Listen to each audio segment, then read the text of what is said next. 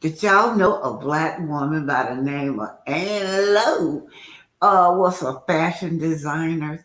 In fact, she was so good to somebody else, another white lady, paid her way through school.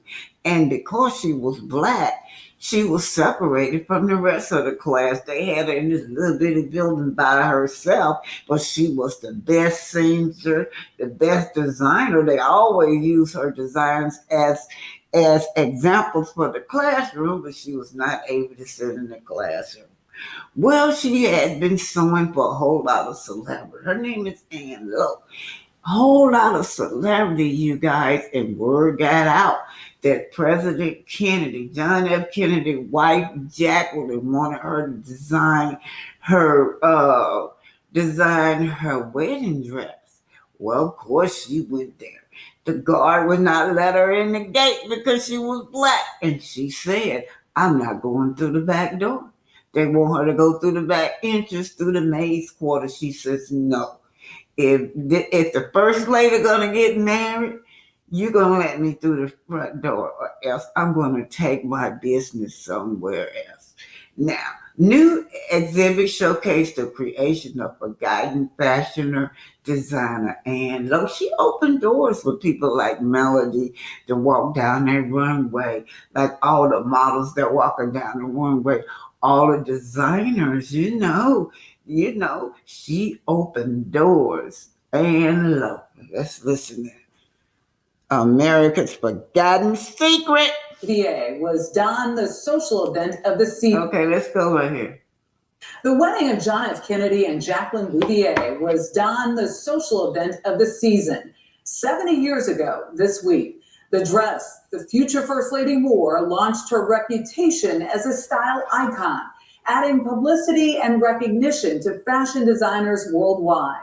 Everyone but the American designer who started it all. But a new exhibit that opened this week hopes to right that historic injustice. Ann Lowe, American courtier, puts the spotlight on a woman who designed dresses for much of high society. The young senator poses for the first time with his wife. It was a society page sensation.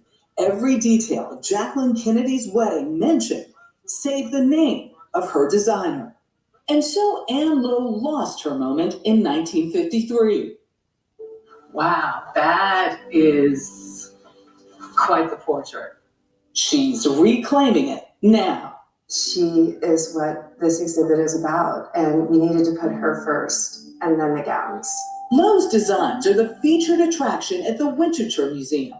The sheer magnitude of this collection astounds me. Alexandra Deutsch is its co-curator.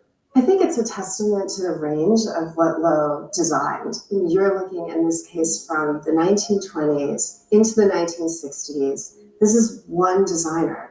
The Wilmington, Delaware estate was once home to the DuPont family, some of whom were Lowe's clients, along with the heir to a cereal fortune, Marjorie Meriwether Post. So much of her story is marked by her ambition and her determination. FIT fashion historian Elizabeth Way researched Lowe for nearly a decade. When you think of Ann Lowe in the history of America, define what she means. Ann Lowe absolutely helped shape American fashion culture.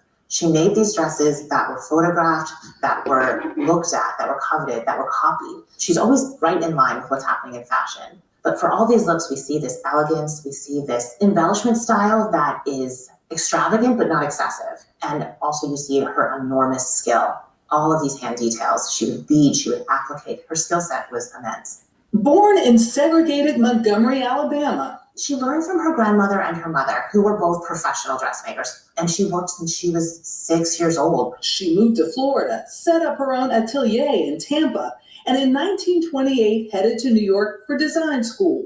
Even though she was really well respected and beloved among Tampa society, she wanted something bigger. For 2 more decades, she created gowns for balls, concerts, even the 1946 Oscars. Olivia de Havilland accepted her award in an Ann Lowe design. This is CBS News. Ann Lowe. I just love that song, What God Has for You, It Is for You, you guys. I like to thank all of my subscribers.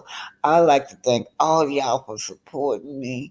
Y'all supported me through the GoFundMe. Yay! And yeah, and y'all know I was taking a bit of hit over there by some bloggers over there. They had me and my daughter. I mean, went from panel to panel all day long. I guess it's gonna last all week long. I guess, you guys, but that's okay. Let them talk, because every time they put their mouth on me, I get a new subscriber. I get blessed by God. Yes. Thank you, Jesus. Look at God. Look at God. Thank you, Jesus. Now, yesterday I post 90 something plus 90 something. Now, this is a new day. I wake up this morning, 101 subscriber, 11,732, while the evil bloggers mocked and pocket watched me and my daughter. You guys pour in your support. Don't forget, you guys, update April the 15th is my date for the trial. Thank you guys for everything you did for me. Thank y'all. This Black History, we're talking about the designer Ann Lowe. Of course, Black clothing designers are often overlooked. As a teen, I was fascinated by Ann Lowe. She designed President Kennedy's wife, Jacqueline, wedding gown. Born in Alabama in 1898, her mother and grandmama were former slaves. At age 16, her mama died and she took over the family business.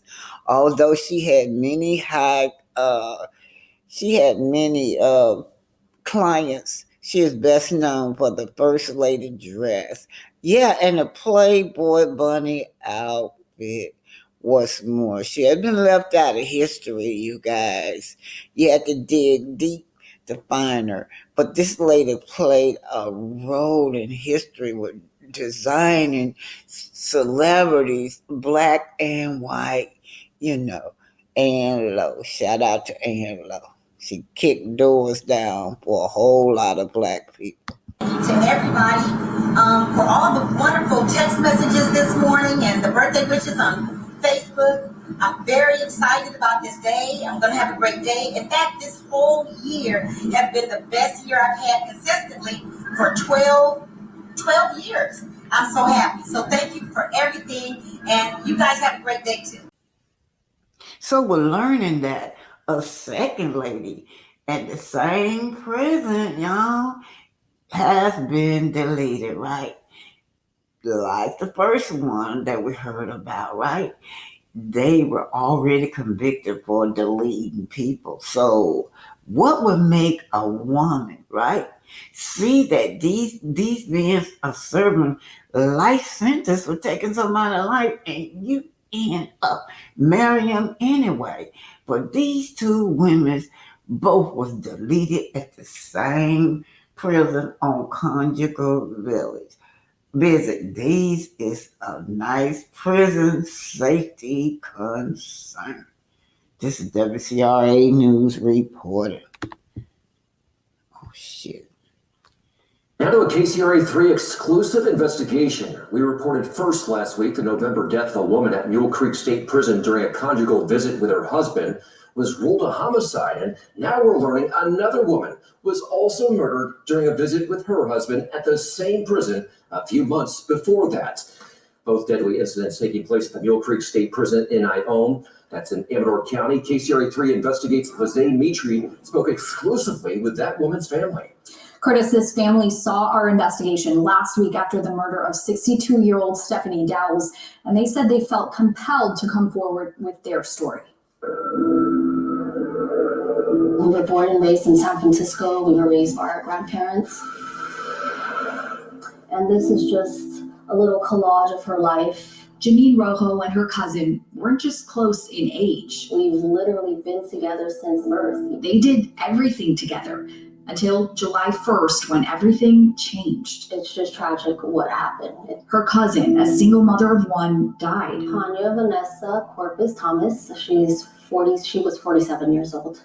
She says Thomas spent more than half her life battling lupus, but the family learned the disease is not what killed her. For her to be taken away this way, it's gut-wrenching. The Amador County District Attorney tells KCRA 3 investigates Thomas's husband, 48-year-old Anthony Curry, is charged with her murder. Oh, it hit my gut. He's accused of strangling Thomas during a conjugal visit at Mule Creek State Prison. Court records show Curry was already serving time in prison for a conviction of attempted murder following the 1999 shooting of his 19-year-old girlfriend at the time. He shot a girl in the head and dumped her body, so he left her body for dead. She was found at a remote truck stop in Richmond, barely alive. A gunshot wound to the head left her permanently blind and partially paralyzed. He's a violent person. Rojo says she had no idea her cousin even had conjugal visits with him. With that history of severe violence, why are they being allowed to have these visits? Unsupervised. It's something she kept to herself until she saw the story on the November death of 62-year-old Stephanie Dowles. 4 months after a woman died while visiting an inmate at Mule Creek State Prison, we've learned her death is now deemed a homicide. Another woman killed at Mule Creek State Prison during a conjugal visit with her husband, a 4-time convicted murderer. I was sick to my stomach and I was in tears. So Dr. Heavenly is on the interview. Anyway, so word out on the street that her son was arrested. So everybody said, well, Dr. Heavenly is always in other people's business so much till she hasn't spoke anything about her son. Now Dr. Heavenly denies it. She said she called the campus or whatever. Both of her boys is fine. That is not true. However, let's see what the fans are saying over here. Kathleen says, I wish y'all could see this. Kathleen says, I saw a copy of the police report. Heavenly's son was arrested for felony assault on the grounds of the school he goes to. So what you got to say about that, Dr. Heavenly? They say that you can't lie your way out of this one, Kathleen said, 104. But she said she saw the police report. Could it be that's someone with the same name as Dr. Damon and Dr. Heavenly kids? Now, Dr. Deidre says she's a hard no for me to take care. And then Nikki B said, I think she will put up with anything her husband does because there ain't nobody else who will put up with her. Oh, they can't make me hate her. So anyway, you guys, let's just talk about Dr. Heavenly. Dr. Heavenly said, no. You guys are mistaken. It was not my son. Let's see what she said. Dr. Heavenly, it's not her son now. That's what she's saying. It is not my son. This is Split Boy. Split It Boy TV. On over. Perfect. Okay, so that's enough mess for right now. Now let's go on over here and let's talk about this married to medicine stuff. Oh, real simple, married to medicine. Let's talk about wardrobe real fast. You know, I love fashion. Okay, I guess I missed it. Let me That's put it back on what this sun here. To go backwards. Reunion. I start right There's here. always a boring part. That's just to be honest. And that's what I expected this last week. Baby, part two was everything. And I have so many questions. Come on with it. Come on with it. I got you. Okay, but here's the thing. You know how the YouTube streets go, right? Yes. Okay. I want to go ahead and talk about something that's in the YouTube streets. I woke up this morning, and before I made my way out into the world, the first thing I saw on my timeline was you. And I said, wait a minute. It's a rough one. So I'm not gonna get into the whole story. I'm gonna get into the storyline, and then I'll let you tell us what you want to tell us about the situation. First thing I saw when I woke up this morning was Dr. Heavenly's son has been arrested for assaulting a police officer. You know what? I saw that too, because I'm in the YouTube streets too, and it scared the shit out of me, because you never know. You know what I'm saying? You never know. I'm like, damn, I got two boys. Now, I pretty much can think about which one it would have been, but I called both my boys, and I feel like if you assaulted a police officer, you would be in jail. Now, neither one of these brothers took say got no money. So, well, it's got worse than what y'all think. Y'all remember out there at that field day or whatever they had when Quad and King and Dr. Gregory and Sweet Tea all got into it. Well, shortly after that, there's some bitterness that took place between Dr. G and Dr. Damon. Now, they've been good buddies. I heard that he just walked out on the patient. He refused to see any of Dr. Damon's patients. Now, I knew that now. I didn't know what was behind it. But I have two friends that go to Dr. G. They love Dr. G. As a matter of fact, both of them have great reputations, right, as doctors in the community. So Dr. G, I don't know if he's so mad at Dr. Damon till he will not see any of his patients.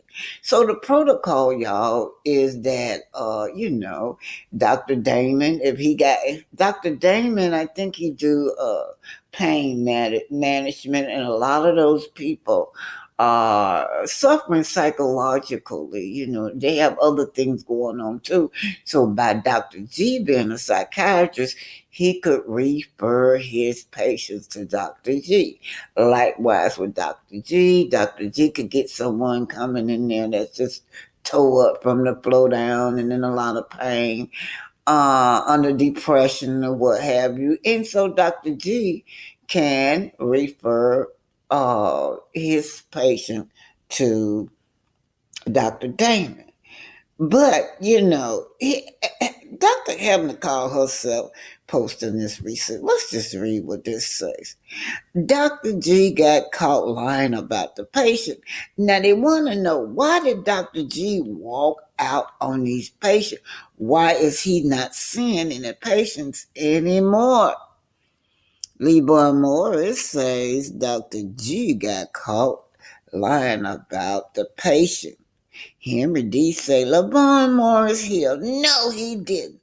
Dr. Damon is an ass when he doesn't get his way. Dr. Damon is all talking, won't listen. He thinks he knows everything about Dr. G. Now, Dr. Damon kind of like was falling out of friendship with Dr.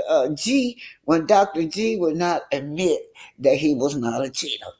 Y'all know word was going out that Dr. Damon has some biracial kids out here somewhere. And he wanted Dr. G to say, hey, no, he don't. No, he don't. But how's Dr. G going to know what you do in the privacy of your bedroom? How's Dr. G going to know all your secrets? So Dr. G would not say anything. And he's saying because he felt like it came from the white Sweet Tea was spreading that mess. Of course, we heard it from Dr. Contestant. Then we heard it from the rest of the staff. Now, things are so heated now to Dr. G now. It's just walked out. He would no longer take none of Dr. Damon's patient. He's got that deep. Let's just go see now. I think let's just see what Dr. Heavenly is saying. Dr. Heavenly is saying that they were great friends. So much to when he first started his practice, he didn't have no patient. And Dr. Damon, Dr. Damon sent him patient. Now don't forget, y'all. Remember, Quad was so excited. She was fixing up the his office for him. I remember that. Yeah, that's when they were in. Quad was so in love. That Quad fixed up that office for him. Really feeling it for Dr. G. And was that more of just, you kind of pissed him off the one time, he just couldn't really get past it because it looked like Dr. G was still doing bullcrap, as a whole. Yeah. So was it really more about the money and the professional part of it, the patients? It's threefold here. It's threefold. First of all, I told y'all before when he came here, Damon and I both, and we all are guilty of this. We knew what happened in episode 6 about Dr. G and Quad. Right. And we heard Quad, but we didn't hear her. You know what I'm saying? So in the last year's time, me, Damon, King, and Quad have been hanging out more, right? Mm-hmm. And the friends validated everything. The next door neighbor validated everything. So we're like, damn, I fucked up by playing any part. But I'm glad Simone said what she said. So y'all see it wasn't just me that brought Greg them there. But I think that when you hear it and you hear it from different people, it was different this time because it was like it sat well with us. So automatically Damon was probably feeling some kind of way. You know what I'm saying? From the very beginning. Okay. Secondly, Damon, what happened with me was absolutely wrong. It was wrong when it was wrong. It was something that went bad. Kendra Lamar had me out there bad. I'm not trying to make a joke out of it, anything like that. I said it and I did it and I apologized from the very beginning. Right. Damon apologized from the very beginning, right? Y'all only get to see what y'all get to see. So that's that. You know what I'm saying? But he apologized. But the man kept talking about it. He kept going to everybody else talking about it, and whatever. So Damon had apologized again. By the 5th time, Damon was like, man, what is wrong? Why are you so sensitive about this, man? I apologize. What do you want me to do? You know what I'm saying? What do you want me to do? Be that? What you want me to do? You know what I'm saying? Because what can he do? I got off YouTube, remember? I got off YouTube and I started Patreon. He told me to get up, and I did it. I respect my husband. But he was like, what can I do? Thirdly, as soon as he saw, when Dr. G saw the tweet, what y'all not realizing is this girl had been tweeting about me in my practice multiple times, right? So my whole thing is I saw it, and I was like, okay. All right, it's cute. But when she said, I'm not respected in the medical community, I woke up 2 or 3 o'clock in the morning, because I do that, because I pray at that time. And I saw it, and you know how you just respond to shit and not think? So I got up in the morning, I responded to it, right? So then the next day, Dr. G texts, and I put the receipts up there. He texts Damon and said, this happened. And then he said, in the same text, I will not be able to see your patients anymore. Now imagine, Damon don't lose any money. This is what y'all missing, is not being medical professionals. Damon don't lose any money. In fact, it's giving Dr. G money, right? When right. Dr. G first opened his practice, he said, Damon, I don't have any patients here. I don't have nobody around here. Damon is nice. People respect him, and he's a very good clinician. So he very rarely even markets. People just love him just because of who he is, and he loves his patients. So David was giving Dr. G patients, but the interesting thing was, I ain't saying that people didn't like Dr. G, but I'm saying they really liked his nurse practitioner, who was a Black female, right? It's a young lady, young girl that everybody wanted to see her because she worked with Dr. G. Well, Dr. G patient, heavily, don't say that. They're not just coming to see the nurse practitioner. They're coming to see Dr. G also, because I have like 2 or 3 friends that go to Dr. G. But anyway, you guys, it's just a referral, All Dr. Damon had to do was refer his patients to someone else. And y'all, they've been doing it for years. each one of them, they refer patients to each other. And that's how you keep the money rolling. But I do remember when he got started, y'all remember Quad Hill decorated the office, and Dr. Damon did have his back, did have Dr. G back. It's unfortunately that those two are kind of at each other's throat, because I think Dr. Damon called Dr. G a coward, if I'm not mistaken, or one or the other, or vice versa, because they want Dr.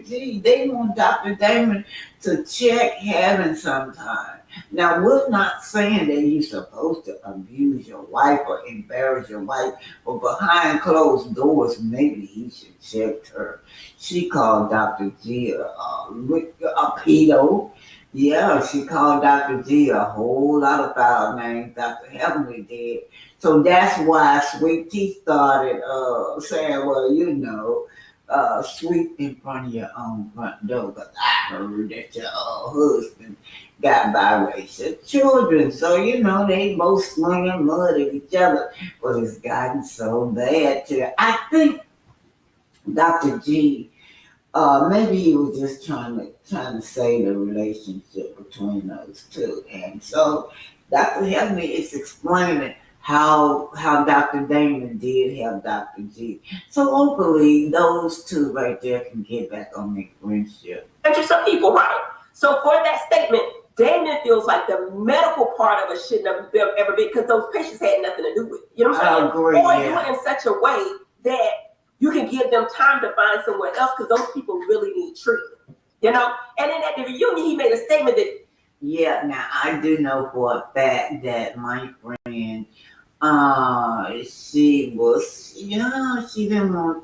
upset because Dr. G had left and just left. But y'all could get a patient's fine chance to just refer the patient to someone else. Now, when you get your patient is used to your psychiatrist or your therapist, you got comfortable with them. You don't want to go find nobody else new to start all over again, right? So, and I agree. This is Dr. Heavenly version. Dr. Heavenly thinks that him not seeing patients anymore has something to do with King and Quad, because they are best friends with them. And I think Dr. Damon and Heaven should choose whose side they're gonna be on. But anyway, y'all, hopefully these two men can get back on track with each other, because I like both of them. these people are drug addicts. Yes, Damon does addiction medicine. He does, you know what I'm saying? He does pain, but he does addiction medicine. A lot of those people, it's a trifecta in Roswell, Marietta, and Alpharetta, that there are a lot of blue collar people that go to work every day, and you wouldn't believe it. They're on a drug called Now that's patient confidentiality. Dr. Heaven, you're not supposed to be talking about his patient and talk about the prescriptions that your husband is writing for these patients. I can't even think of the drug, but it's a lot of different drugs they use, right? But they're functional with it. Mm-hmm. But when these people are on drugs, a lot of them are self-medicated, right? So they're doing things, they start maybe out with pain pills, they may start with something else, but they're not getting the treatment they need. So not only do they need to be on a medication to pull them down off the drugs, which Damon does, but they also need to see a psychiatrist at the same time. Now, I don't understand the minutia of psychiatrist. I can't tell you if it's a more difficult patient or not. All I will say is that Damon had been referring to that lady for years. And so in that same text, he was like, I can't see your patient. Then he gets on stage and says, no, that ain't what it was. I didn't have a bandwidth. I couldn't stand it, so I just posted the receipts. I did it. And Damon don't even know, really. Me and him got the same Apple ID. So I heard it from Sweet Tea. Sweet Tea was being interviewed by somebody else, and that's when she said that her husband didn't have a job and he was stressed out. So, yeah.